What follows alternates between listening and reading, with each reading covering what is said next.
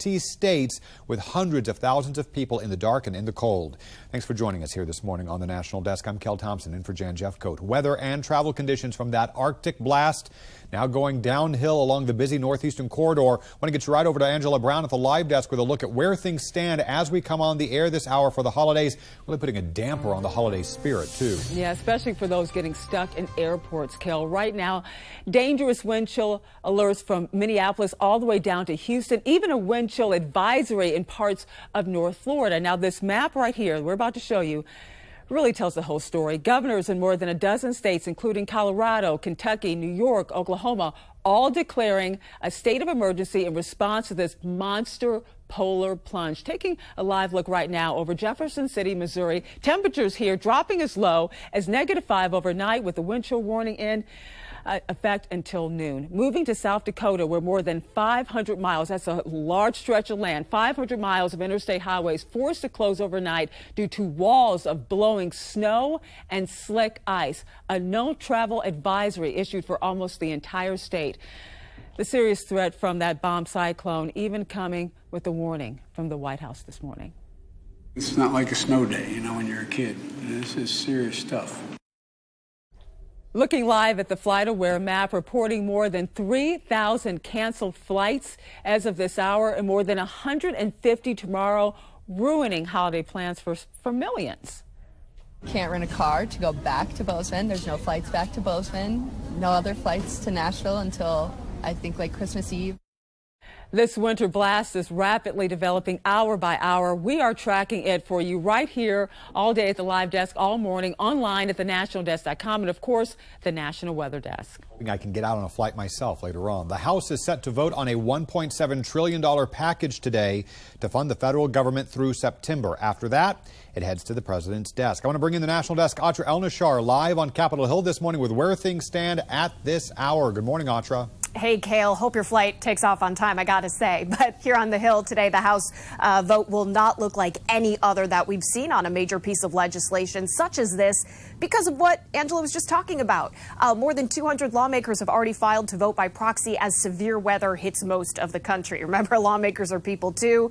Their parents, their spouses, they don't want to be stuck here in the nation's capital for Christmas.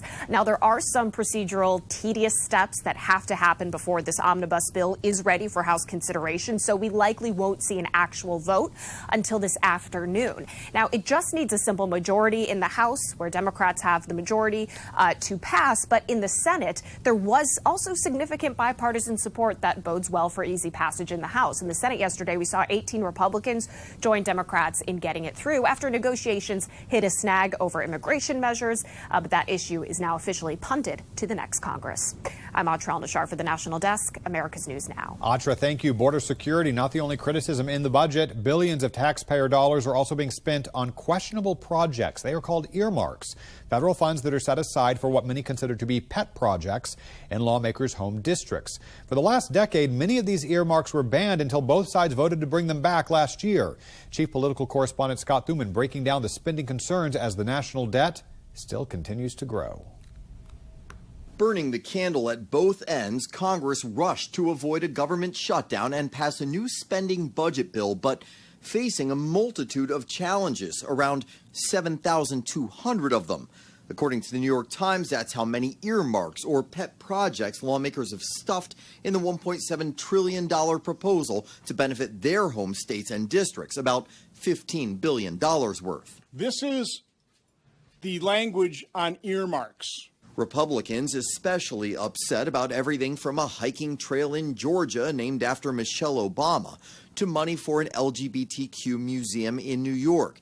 But there's also a sizable boost in military spending and raises for troops, usually cheered by the GOP. Either way, proponents of the earmarks argue they only make up less than 1% of the bill. They don't concern me as an appropriator, and I think it gives members of Congress the ability to identify worthy projects that local governments or local communities badly need. The process of so-called pork barrel spending so derided by budget hawks, they used to bring an actual pig to Capitol Hill just to highlight any excess spending. Another complaint this go-around, $400 million for border security in Middle Eastern countries when the GOP complains of record number of immigrants at the U.S. southern border. They call it reckless spending. It's smoke and mirrors. This is the political side of it. No one really owning the real problem, which is the $1 trillion we're borrowing from our grandchildren. A number that's projected to only go up.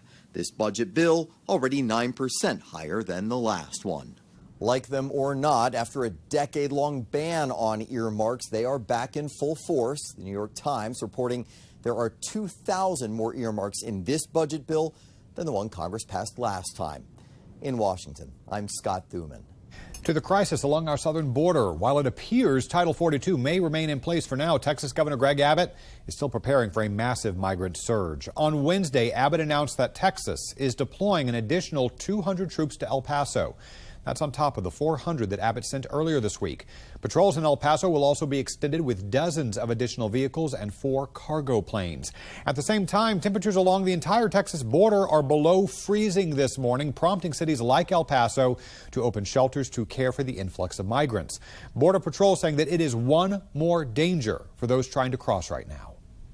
Extremely cold, below freezing temperatures are expected along the Mexico and United States border during the next several days. Do not risk your life and that of your loved ones trying to cross the river or the desert. Help avoid human death and tragedy. Stay home or remain in a safe shelter. This is a warning of extreme importance. The Department of Homeland Security reinforcing that in this tweet, saying the U.S. borders are not open. Severe weather will force temperatures to dangerously low levels this week. This is a dangerous situation. Do not put your life at risk. In Arizona, the state is taking down a stack of shipping containers that was serving as a makeshift border wall. Outgoing Governor Doug Ducey agreed to remove them after being sued by the Biden administration, arguing that that wall was illegally built on federal land. Ducey ordered the shipping containers to be stacked at an area known for illegal border crossings, saying the federal government isn't doing its job of stopping illegal drugs and migrants from entering the U.S. New data from the Census Bureau shows immigration is a big contributor to America's population growth. Annual growth in the last year is at 0.4%, a rebound from the lowest ever growth that we saw during the pandemic. Of the more than 1.2 million people added this year, about 80% came from outside the U.S. Hunter Biden has hired a top defense attorney ahead of congressional hearings expected when Republicans take control of the House in January. House Republicans announced last month they would investigate the president and his family for any involvement in Hunter Biden's overseas business deals. Both President Biden and his son deny any wrongdoing. Part of the Twitter files released this week shows even more regular communication between the FBI and Twitter officials. The National Desk's Ryan Smith with why one government watchdog says those revelations are contributing to a lack of trust in the federal government. There are new revelations this week about the FBI's involvement with Twitter, now involving the agency allegedly pushing to suppress the New York Post's report about Hunter Biden's laptop. Independent journalist Michael Schellenberger reports their evidence shows efforts by the intelligence community was, quote, aimed to senior executives at news and social media companies to discredit leaked information about Hunter Biden before and after it was published. This is government coercion of private businesses to host and remove content that the government, in this case, rogue, woke federal employees, want to prevent. The recently released trove of files consist of internal company documents, including Slack messages between various employees about their decisions regarding content moderation. For the FBI to devoting resources to issues related to political speech is the classic example of mission creep, and it moves them away from what should their core competency be, which is dealing with serious crimes that we are contesting with. Schweizer says the FBI should be helping online platforms handle threats like terrorism, but became involved in the electoral process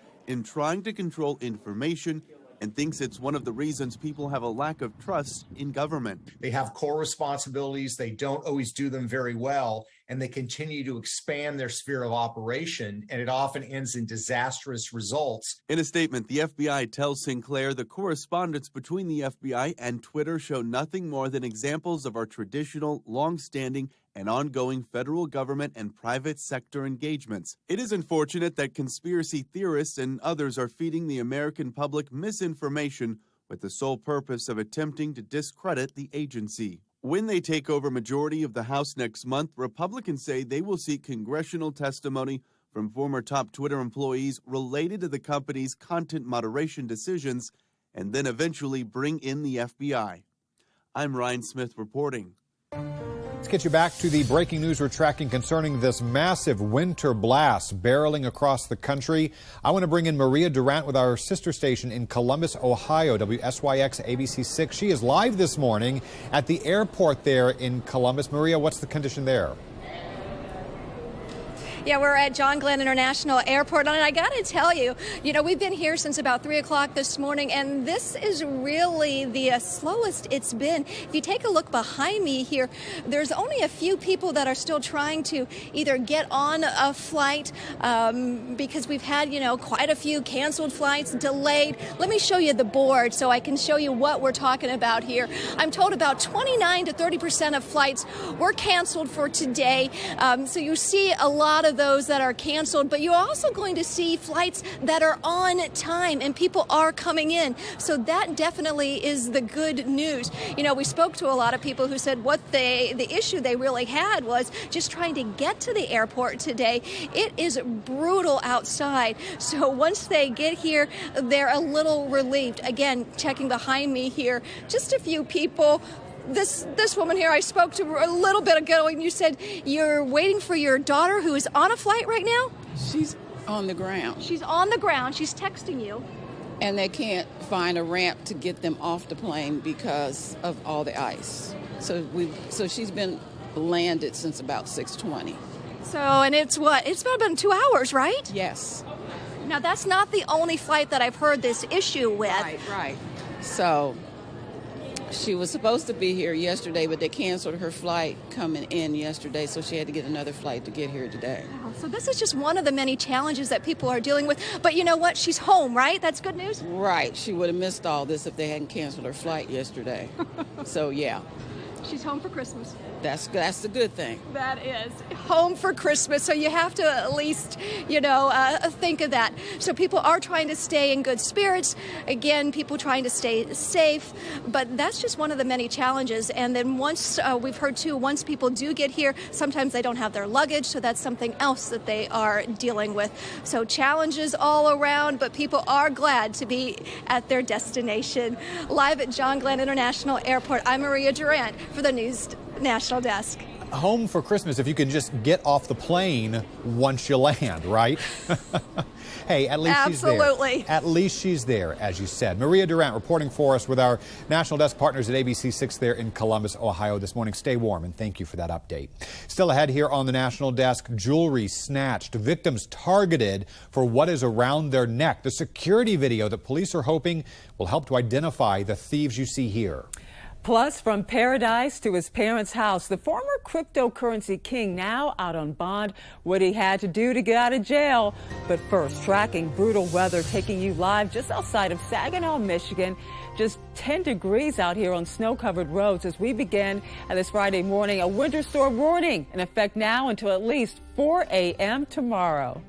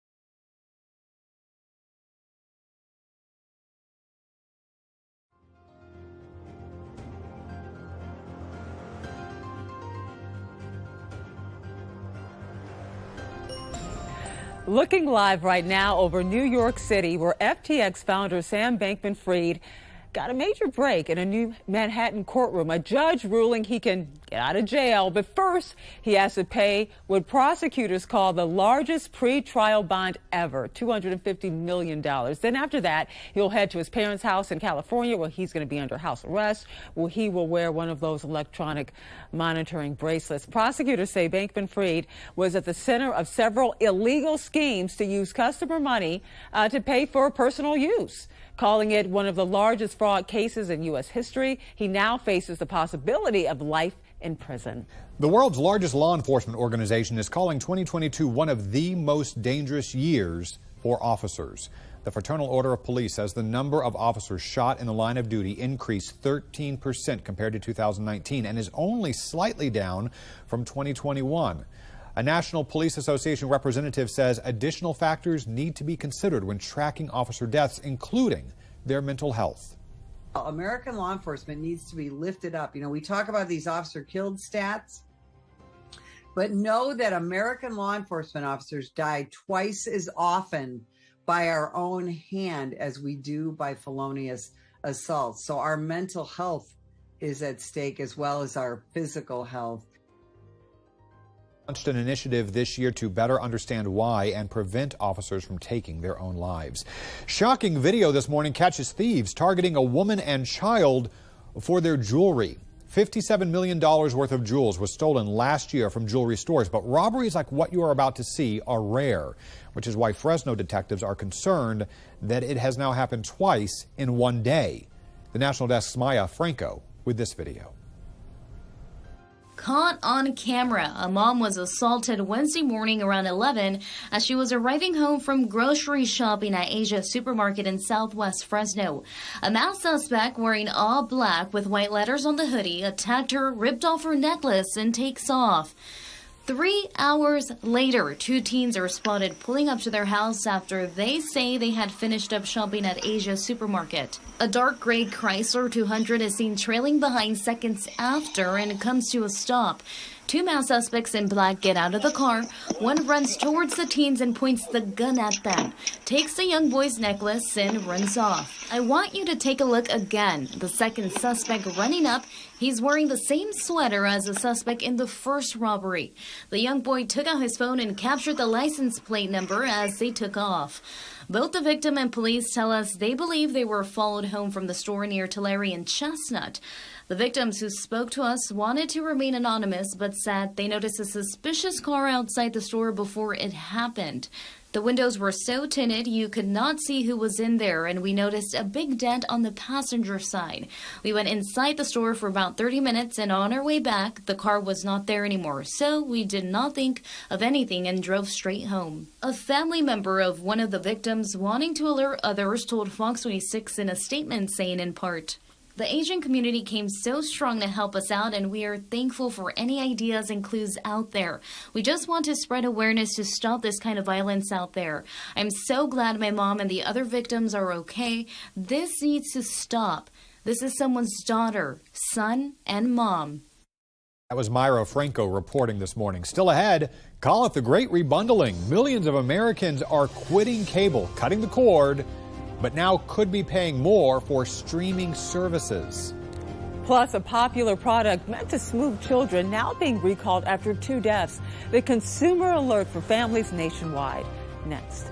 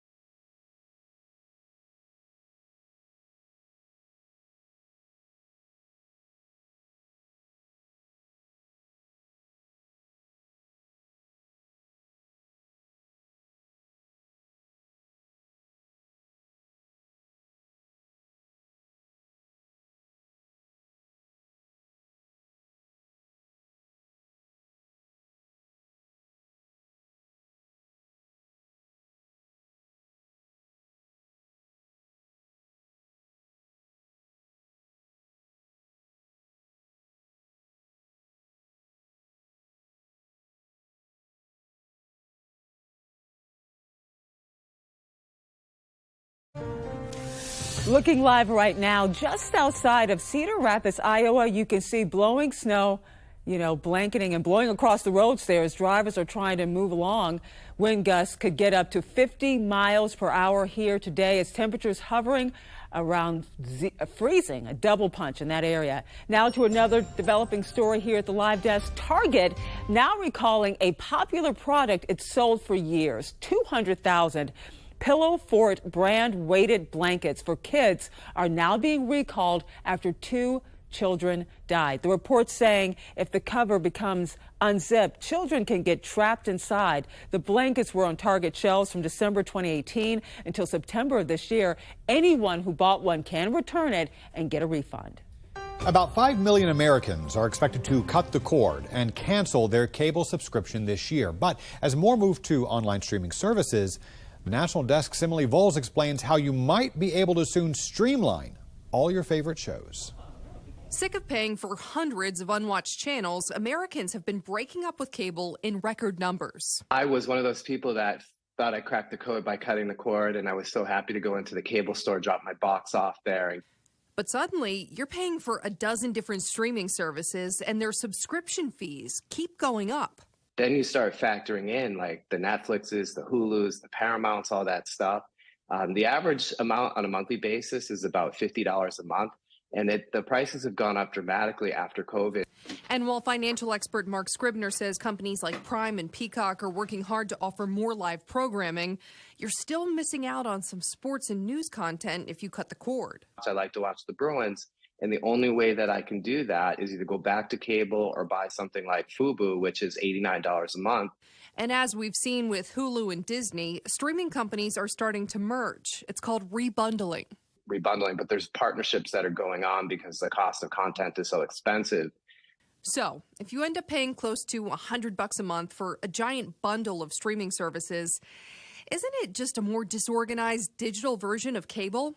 Not quite, says Scribner, because you're no longer watching commercials and you now have more control of the content you pay for. And if someone can circumvent all of the individual programming contracts and create a central watch platform, you could ultimately end up with something better and slightly cheaper than cable. But we're not there quite yet.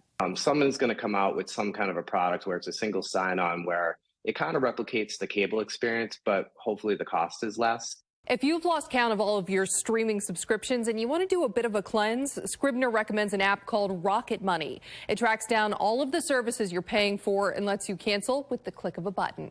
I'm consumer reporter Emily Voles.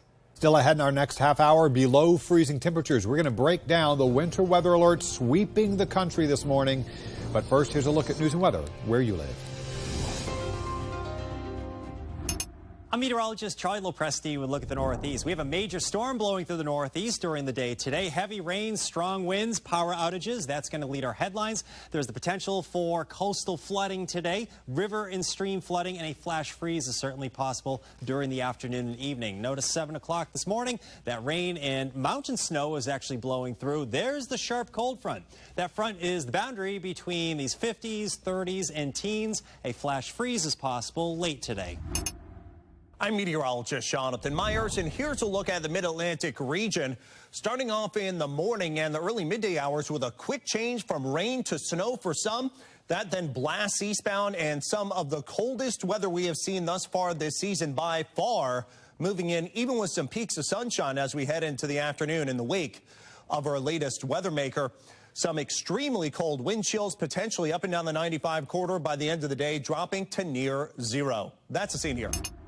Major winter storm going through parts of the country as we go through the day. It looks like on Friday into Saturday. Definitely we're seeing some effects of this, but those temperatures for today, the highs are going to be in the teens in some areas. Look in Nashville, 13 degrees, 48 in Raleigh, 59 in Jacksonville. You get about 79 West Palm as we get through the day, but it looks like much colder air following that as that front continues to push to the south. Maybe a few storms through Florida, but then we clear out for Friday night into Saturday, cold.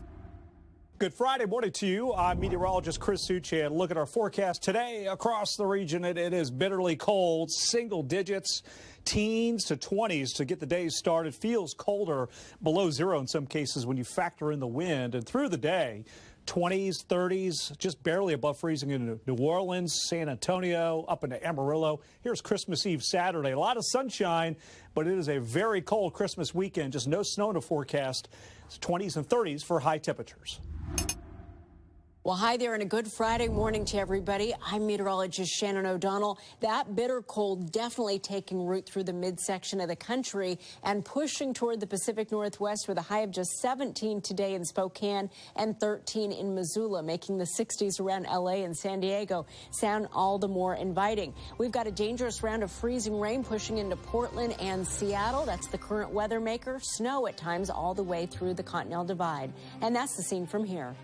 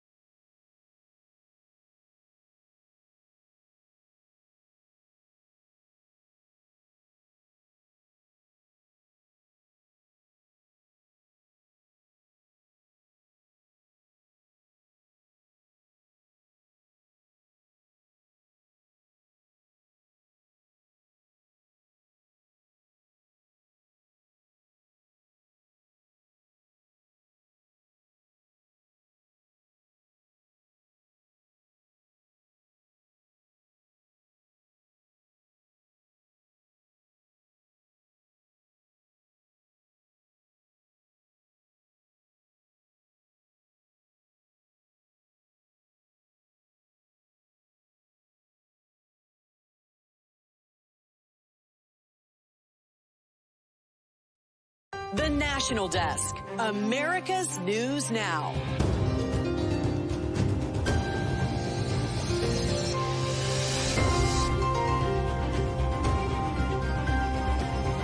And ahead this half hour, budget showdown. Lawmakers racing against the clock this morning to avert a partial government shutdown tonight.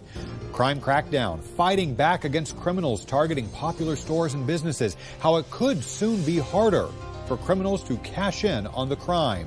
And Russian arms deal, the American adversary supplying Russia with lethal weapons. Thanks for joining us this morning here at the National Desk, America's News Now. I'm Kel Thompson in for Jan Jeffcoat. We do start with that extreme winter weather causing havoc for holiday travelers again this morning. We're talking whiteout conditions in parts of the Midwest with snow, wind, and ice upending travel plans now just days before Christmas. Angela Brown tracking the latest for us at the live desk this morning, and another busy morning at that, Angela. Absolutely, Kel. The bitter cold is bearing down, and now much of the East Coast may not see temperatures hit above freezing until Monday. Winter weather alerts blanketing more than half of the U.S. as we come on air this morning. Some places in the Midwest may have their coldest Christmas in more than 40 years. And now looking live right now over Dayton, Ohio, the temperatures here dropping 30 degrees in just a few hours. Dayton dipping down to just 1 degree overnight with a wind chill warning in effect until 4 a.m. tomorrow. Further south, a live look right now, right here at Chattanooga, Tennessee, just 20 degrees at this hour with a winter weather advisory now in effect until at least 7 o'clock tonight. And live to Syracuse International Airport, just one on a long list of airports seeing flight cancellations this morning. As for Denver's airport, more than 1,000 flights canceled or delayed, slowing down travel for folks hoping to see their family, their friends, or just to go on vacation for the holiday. We got on the bus to come from Boulder to the airport, and halfway here our flight was canceled, so now we're here. Yeah, no, not really prepared to sleep here, to say the least. Like, I was prepared to entertain myself for a while for long layovers, but yeah, definitely not prepared to sleep here. And according to FlightAware, a big number here, more than 3,300 flights canceled today and almost 200 already canceled for tomorrow. Kel. Included in the $1.7 trillion government funding package that is up for consideration this morning in the House is a bill aimed at helping businesses struggling to combat organized retail crime. The Informed Consumers Act attempts to make it harder for criminals to cash in on retail theft by requiring online platforms to collect seller information like ID tax numbers and business addresses. It'll hopefully curb the pop-up fly-by-night nature in the past where folks looking to unload extra inventory or stolen inventory could quickly set up a shop and offload it to unsuspecting consumers. Last year, retailers lost nearly $94.5 billion to theft. The White House revealing disturbing details this morning about North Korea supplying arms to Russia. For more on this, I want to bring in the National Desk, Atra El-Nashar, live on Capitol Hill this morning. Atra, Russia, North Korea denying this, but obviously the U.S. not buying it. Right. Good morning, Kale. So the White House says a private Russian military company called the Wagner Group has accepted a delivery of arms from North Korea that includes rockets and missiles. According to White House National Security Council's John Kirby, U.S. intelligence does not indicate that these arms will change the dynamics on the battlefield in Ukraine, but they certainly are concerned about North Korea's involvement and potential plans for more shipments, which administration officials point out is in violation of UN sanctions prohibiting Pyongyang from importing or exporting arms.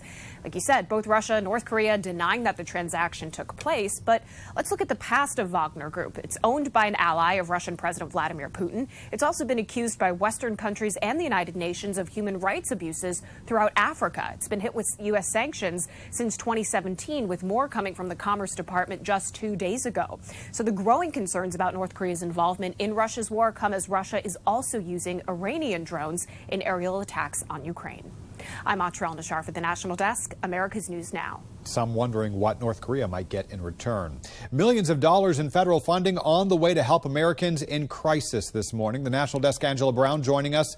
Perfect timing, really, for the holidays with this, too, Angela, because it can be so emotional for so many people. Yeah, stressful and trigger feelings of loneliness for so many millions of people. The Biden administration pledging this number right here, $130 million in grants. An American Psychological Association survey found that 64% of people living with mental illness said their condition worsens around the holiday season. The reason for more money. While joyful for some, the holidays can be lonely and challenging for others, made more difficult because of the shortage of mental health providers to meet demand. People are struggling to figure out where to start. What kind of providers exist? What kind of services exist? Often help starts not in person, but with a call. You have reached the 988 Suicide and Crisis Lifeline. The 988 Suicide and Crisis Lifeline launching this summer. By September, calls rose 45% after the changeover to 988. For example, in West Virginia, since July, their 988 center receiving about 1,000 calls a month. We are 24/7, so a lot of people may not realize that even on Christmas Day, our helpline workers are here working, answering calls. More financial help is on the way. Of the $130 million awarded by HHS, $47 million will go directly to expanding and enhancing 988 services. There's still work to do. We know that there are still people who don't yet know about 988 or understand that they can reach out for free 24/7. So we're going to keep working on that. More text and chat messages also coming into 988, a large majority from those under 25. The National Institute of Mental Health estimates anxiety disorder impacts over 31% of adolescents. The holidays can be a tough time for teens. For a lot of people, going home to their families, while it's very good for some, others do not have that good relationship that they can count on. So it's a very difficult time for them. And experts have some tips on dealing with the stress that comes with the holidays, including acknowledging your feelings. It's okay, they say, to feel stressed. Keeping it inside can make things worse. Find support always. Maybe avoid drugs and alcohol. It could add to stress as well. And they say give back to your community. It may lift your spirits. And there's something cathartic about being able to talk as well with somebody. it's like swapping energy in some ways. You kind of unload what you're carrying, and it really can make a difference. Which is why that 988 number is so important. Angela, great advice. Thank you very much. Still coming up here on the National Desk, Full of Hope, the nonprofit filling duffel bags to make the season a little bit brighter for children in foster care. We're back in 90 seconds.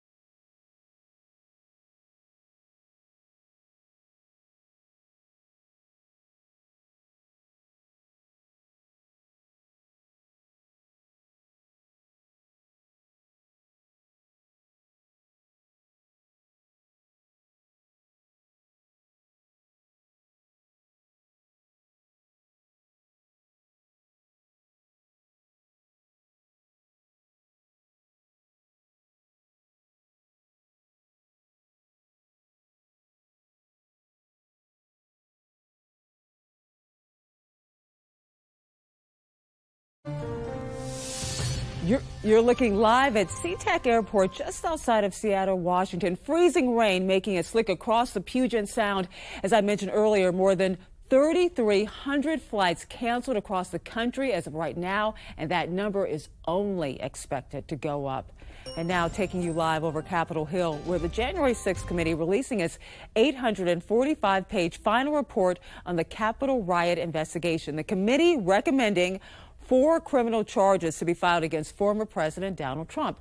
There's also a call for the 14th Amendment to be invoked to prevent anyone involved in the riot from running for re-election or serving an elected office again.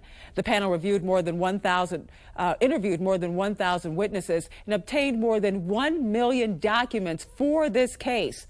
The report also detailing a string of failures by law enforcement and intelligence agencies, noting that many of the rioters came with weapons and had openly planned for violence online. President Biden is promising more support to Ukraine after President Zelensky's surprise visit to Washington this week. We're talking more about this morning, about the help needed and some of the pushback from some lawmakers in Congress. I want to welcome Ukrainian lawmaker Kira Rudik, a member of parliament. Kira, first, great to have you back here on the National Desk. Happy holidays to you.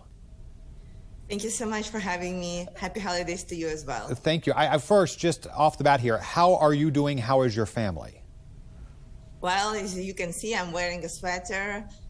It's not really warm here. However, we have had electricity since yesterday, so that's a good thing. And the running water is still sporadic, but we are holding on and we are supporting each other as never before. And I think our nation is being so united that we will not only go through the holidays, we will survive this winter, and next year will be a year of victory for us. Well, we do know that more support is on its way to Ukraine. I want to get your take here on President Zelensky's visit to the U.S. this week and his ask for more aid.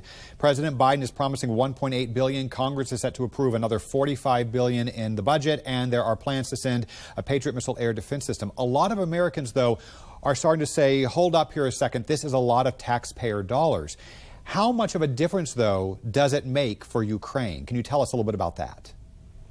Well, it is critical for us because our economy is at absolute down, and we rely on our allies on the weapon supplies and also on the financial aid. So we are not developing or creating any weapons right now in Ukraine. All our factories and productions were destroyed by Russian missiles. However, I want to all of us look at this from a little bit different angle. What is critical right now is where the money for the aid would be coming from. And I strongly believe, and working together with different lawmakers in the United States and in the United Kingdom and other countries, to make it that it's not the taxpayers that are supporting us are paying for these programs, but actually this money are taken from Putin's frozen assets, Russian central bank frozen assets. It's about $500 billion frozen money throughout the world. And we need to use these funds instead of using people's money, because this is so unfair that people who actually are supporting us should be paying for Putin's crimes. Putin is the one who should be paying for his crimes. And to stress it once again, the support that we are receiving is critical and vital for us. The only way that we can win this war is if we continue receiving the money and we continue receiving the weapons. But with all of that, we can assure you that we will win. We will be fighting, and we absolutely know that we will be able to push Putin back to where he came from and restore our sovereignty and make sure that the democracy prevails over any attempt of tyranny to raise their heads. Some U.S. lawmakers, Republicans specifically, are skeptical about the ongoing flow of aid to Ukraine, saying that we should audit where and how the money is being used. What reassurances can Ukraine provide that all the aid is being used wisely? Well, first of all, we are absolutely open to any kind of audit, and we also insist on making sure that every single dollar that's being sent to us, every single piece of weapon is being properly audited. We are more interested to make the processes open, to have that trust that there is right now in the world to us at this high level. So whatever processes I need to be in place, we are ready to do that. We are actually doing that along with our NATO allies, who are putting together the proper processes of tracking the weapons, and same with the support that we are getting financially. It is critical for us that we are as transparent as possible, specifically because we know that criticism like this will appear at some point. Russia's response to President Zelensky's visit and the promise of a Patriot missile system from the U.S. was that this will not bode well for Ukraine and that it no longer sees a chance for peace talks with Kyiv. But I'm curious, did you think that they ever did see a chance for peace talks, or do you think that this is going to make things worse?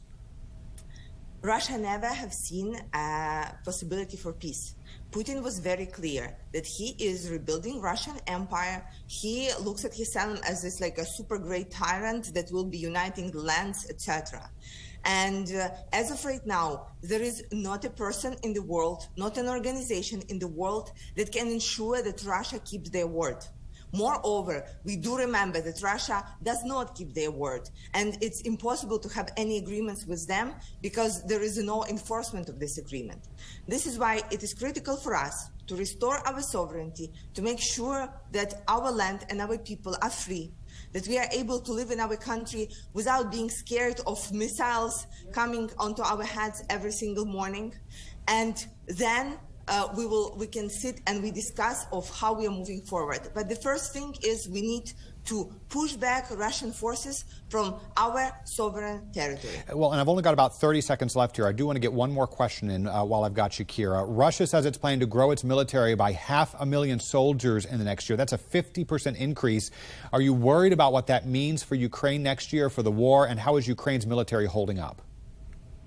We, of course, are concerned of the Russia's promise to increase their army.